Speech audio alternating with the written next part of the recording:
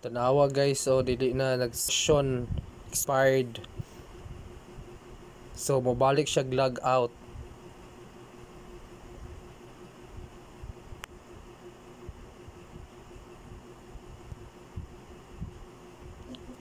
Ato ibalik. May expired session gid siya.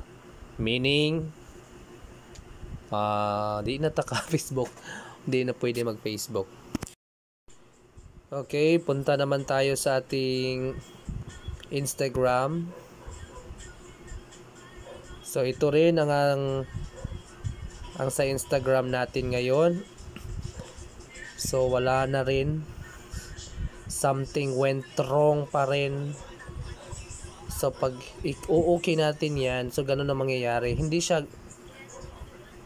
ko alam kung bakit. Baka si Meta nag-update or something, kasi hindi na natin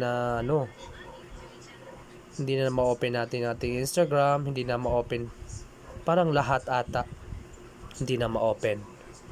Ano kayang problema?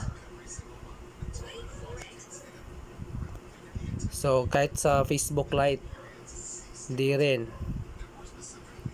rin siya ma-open. Update na lang tayo kay Mama Meta.